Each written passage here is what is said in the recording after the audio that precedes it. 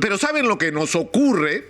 Que hay un sector que es el sector de los grandes medios que a veces nos arrastra con su agenda a los temas tóxicos y terminamos no hablando de lo que importa, de los problemas o de lo que importa más o debería importar más que cualquier otra cosa, que son los problemas de la gente de carne y hueso del Perú, de los peruanos de a pie, de lo que están viviendo nuestros ciudadanos.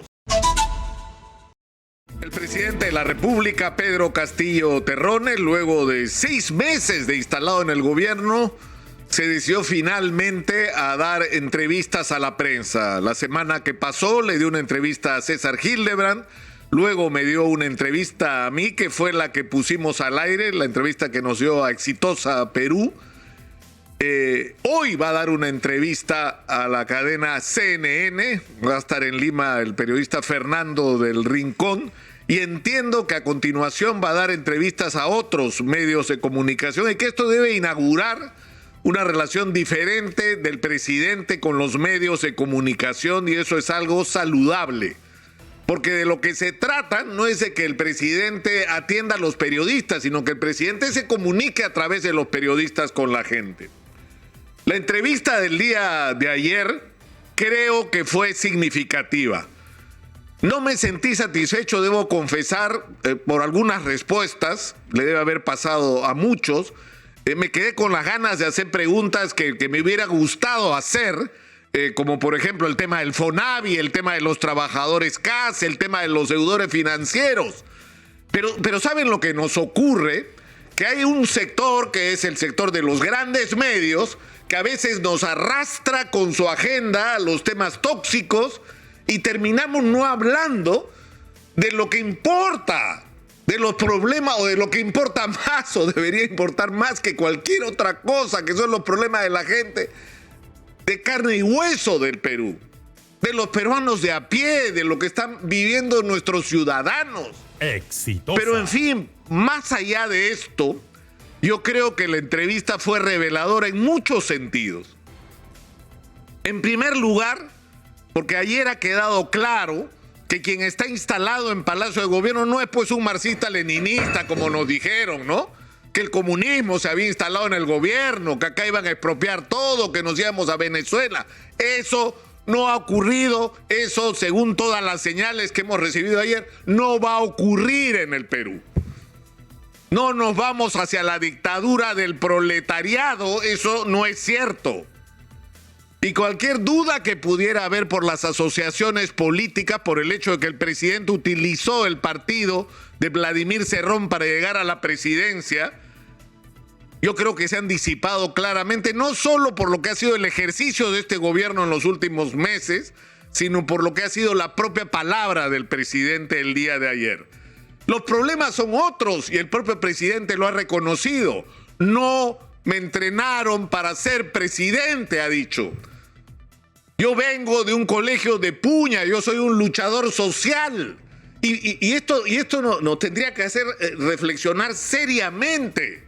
El hecho de que un luchador social se haya convertido en presidente después de cansarse de tocar la puerta de un palacio que estaba cerrado para la gente, de un lugar donde estaba instalada gente que no oía a la sociedad y sus problemas, que condenaba la protesta social, que acusaba de terrorismo a cualquiera que se quejara de lo mal que estaban las cosas y que haya tenido que llegar la pandemia con el dramatismo que ha tenido para poner en evidencia que esos reclamos sociales eran justos, que las cosas no estaban caminando en el Perú como deberían, que teníamos un crecimiento económico deforme, que estaba significando bonitos números en la macroeconomía y el beneficio para sectores en la capa más alta de la sociedad, pero que la inmensa mayoría de peruanos estaba viviendo al día, que no tenía acceso a servicios de calidad, que el sistema educativo se estaba cayendo a pedazos y la salud pública también. Ya ha tenido que ocurrir la pandemia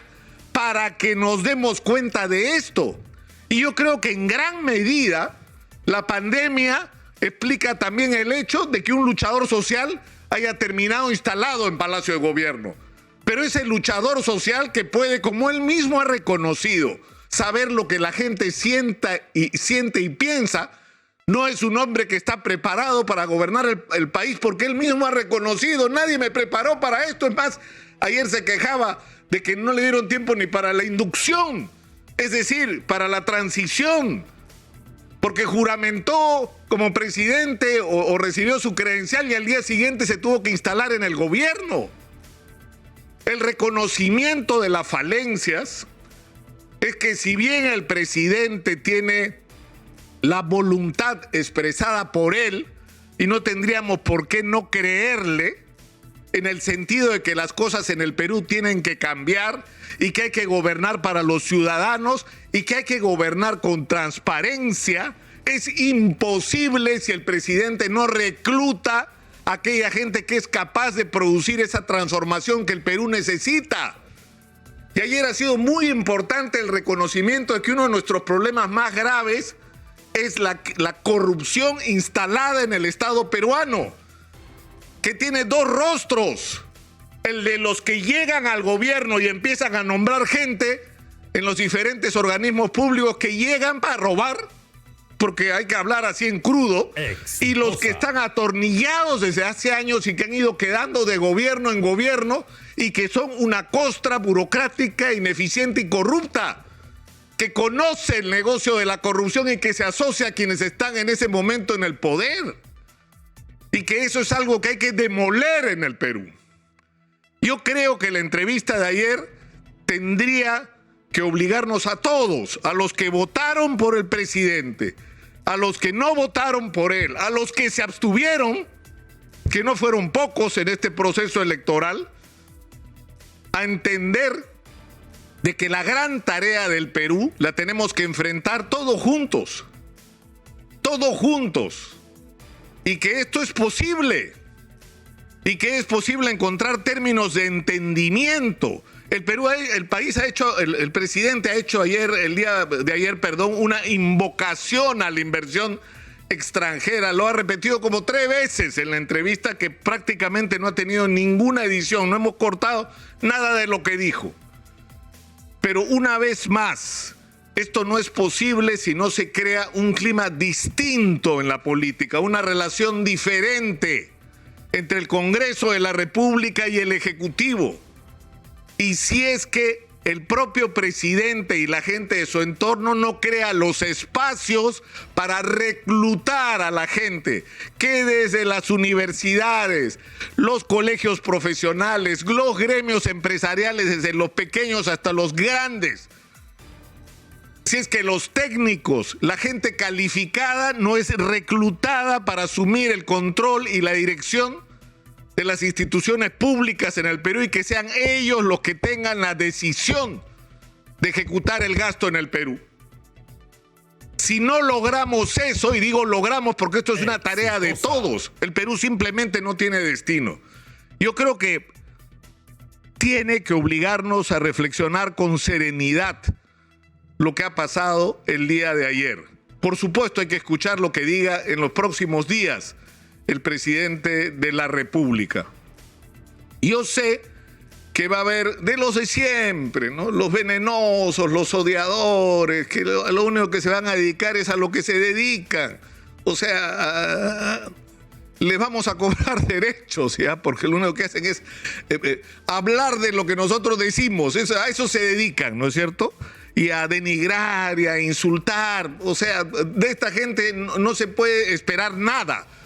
Pero yo creo que en el mundo de la política, de aquella gente que se toma la política en serio, porque también la hay en todos los sectores, y en el mundo empresarial, en los gremios empresariales, en los líderes empresariales, tiene que haber, a partir de la entrevista del día de ayer, una reflexión sobre cómo hay que tender los puentes para lograr que las cosas en el Perú cambien, que venga la mayor cantidad de inversión que sea posible, que esto vaya de la mano con que esa inversión se haga respetando el medio ambiente y favoreciendo realmente la vida de la gente, y que por el otro lado y simultáneamente acabemos todos juntos con la corrupción en el Perú.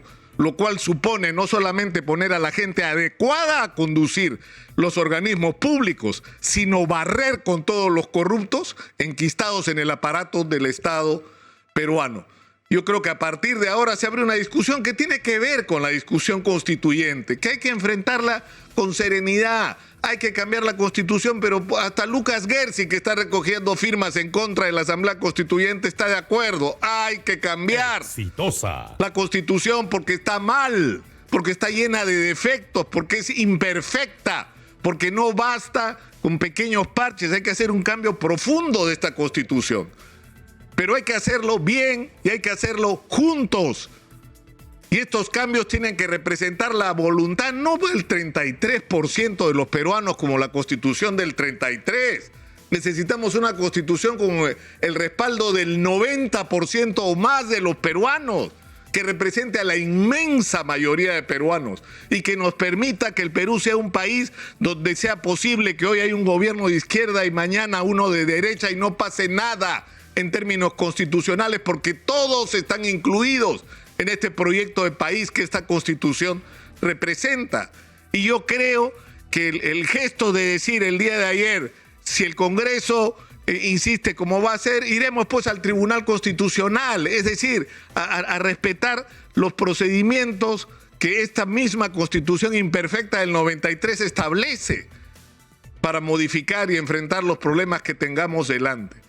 Yo creo que, una vez más y para terminar, esta entrevista del día de ayer, este reconocimiento autocrítico de sus propias limitaciones y este mensaje convocante a la inversión, a acabar con la corrupción en el Perú y afrontar juntos el reto de darle a los peruanos una vida diferente, es un mensaje que tiene que ser recibido, por supuesto, sin renunciar a la crítica y a la vigilancia, que ojalá se hubiera hecho con otros presidentes. Ojalá la severidad con la que se está juzgando a Pedro Castillo hubiera estado presente en el tratamiento, sobre todo de los grandes medios de quienes nos gobernaron las últimas décadas.